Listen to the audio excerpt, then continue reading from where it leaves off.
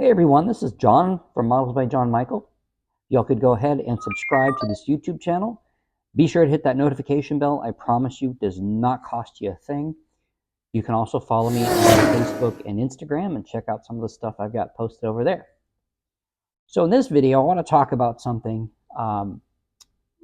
as far as painting your models. So I live in the upper Midwest, and up here we are in the dead of winter. I checked the weather just a minute ago. It is 4 below 0 here, so that's 4 below Fahrenheit. Not sure what that is in Celsius, but it's pretty darn cold here. And you know, I want to paint, right? So, and I usually do airbrushing, and I looked up the ideal temperature for painting a model for airbrushing. And this is what Google came up with. And I'll just read it to you for verbatim right here. So it says, the ideal painting temperature for airbrushing is generally considered to be between 65 degrees Fahrenheit and 75 degrees Fahrenheit, or 18 degrees Celsius and 24 degrees Celsius. As this range provides a good balance for most paints, allowing smooth application and proper drying without setting too quickly or causing issues with consistency due to extreme temperatures. At 4 below 0, I am not in that range, not even remotely close. Now, granted, sometimes I do push that boundary a little bit, because if I didn't paint during the winter here, I would never paint. I generally try to at least have it to be above freezing. Now, I do paint in my garage. Now, my garage is usually, you can say, 10 degrees warmer than what it normally is.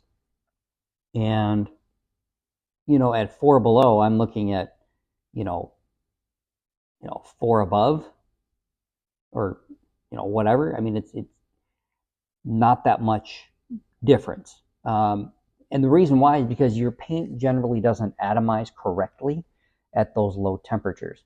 So it would cause issues with the application.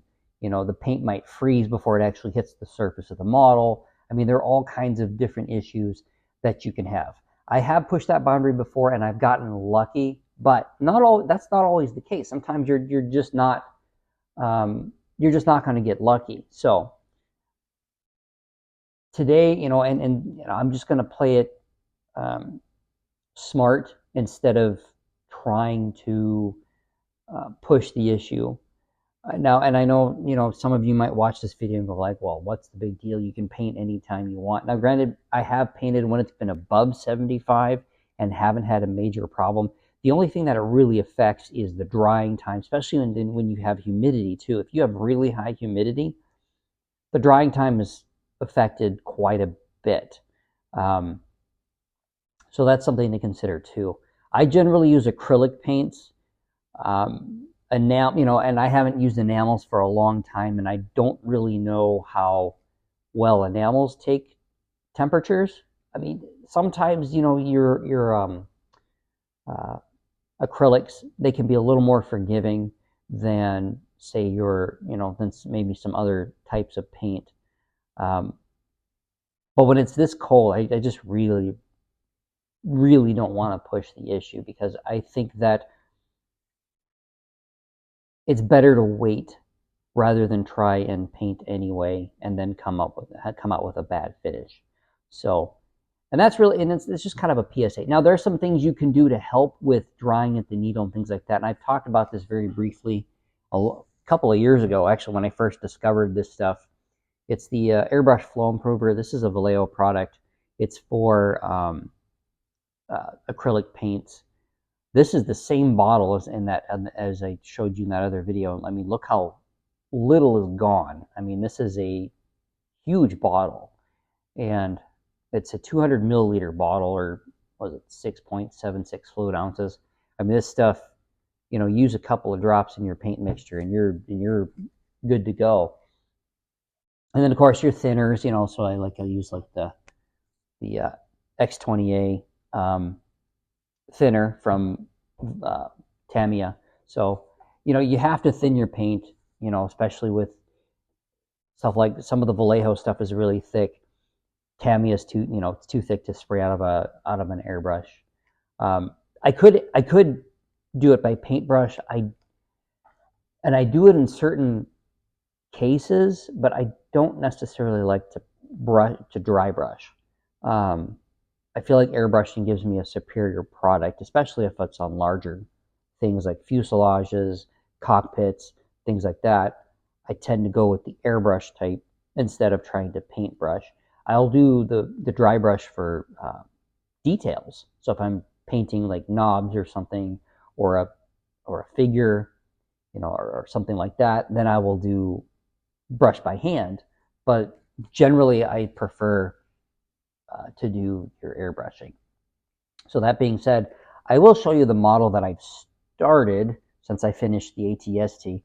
Um, it's this one here. It's the Edward FW190A-8. It's a 1/48 scale kit. This is my first Edward kit that I've ever done, and it's I've only assembled the cockpit. I mean, and barely so.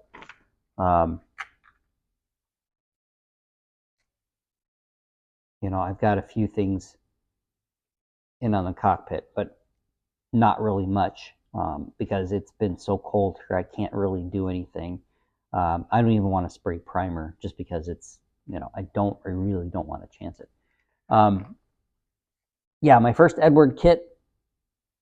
So far, so good. And if you know anything about Edward, you know that it's a very highly detailed proposition. Now, this is the weekend. What do they call this? The weekend edition kit. I'm not really sure what that means. I don't know if that means it's got fewer parts than some of the other stuff.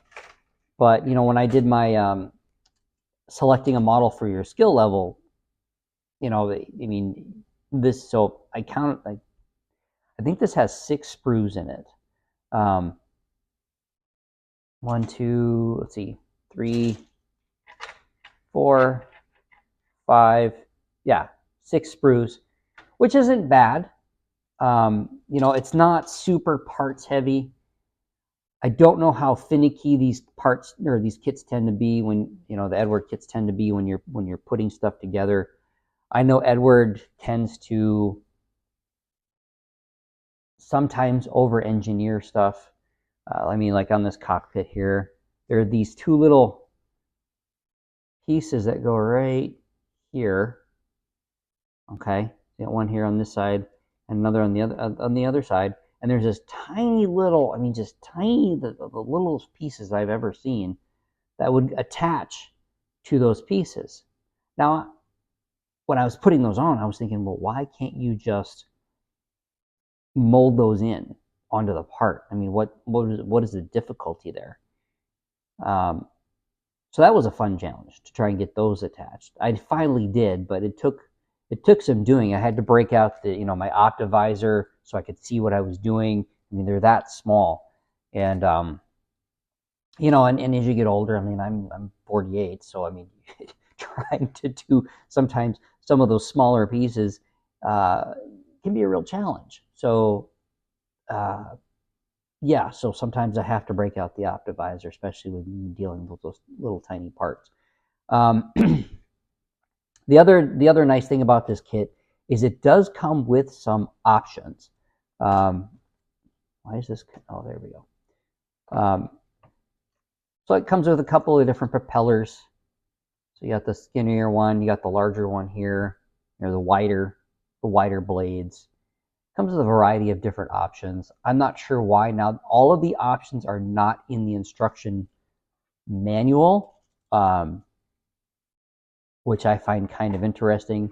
So I don't know if this was meant to, if they took parts from a more complicated kit and just left them on the sprues because maybe it was less expensive for production than trying to cut sprues apart and then box them up. I'm not sure what the whole deal with that was. Maybe somebody can comment and let me know why they chose to do it. But if you've never put together an Edward kit, I think something like these weekend editions, or like I think they're called Profi packs, those are probably pretty decent to do as well. They, I don't know about any of the other Edward kits. They did come out with a 1/48 scale P40 that's newer in the kit. I think the kit is like a black or a dark blue with the gold inlay on it. Looks really nice. The kit's more expensive. I think it's right around $100. Might be more than that.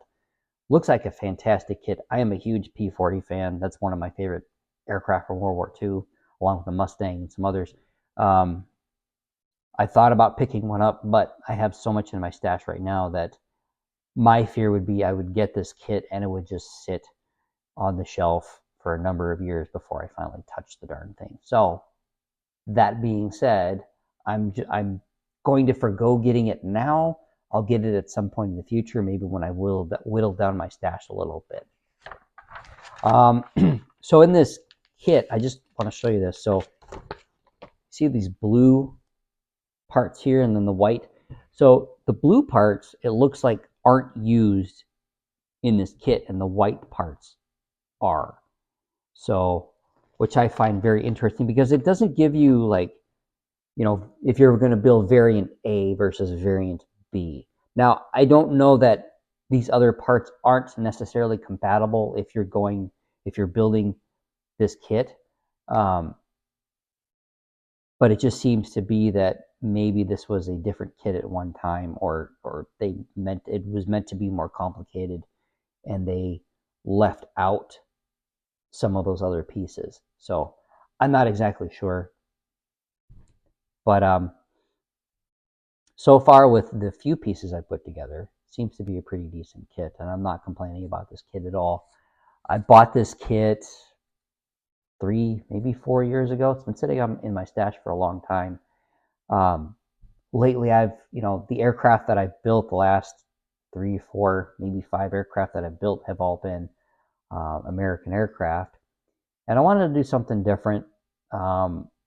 I've never built a 190 before, an FW190 before, so I figure why not try this one, and since I've had this kit in my stash. So, and every once in a while I'll look at it and go, I should really build that. And then finally I was just like, you know what, I'm going to do it.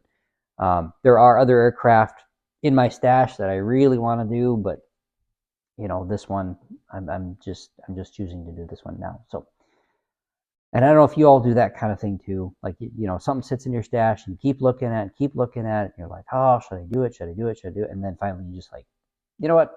I'm going to do it because I want to do something a little different. So I've heard pretty good things about Edward. If you've never ventured down that path, I think it's worth a look. Just be aware that Edward kits can be interesting as far as from the engineering perspective. So anyway, guys, that's all I got in this video.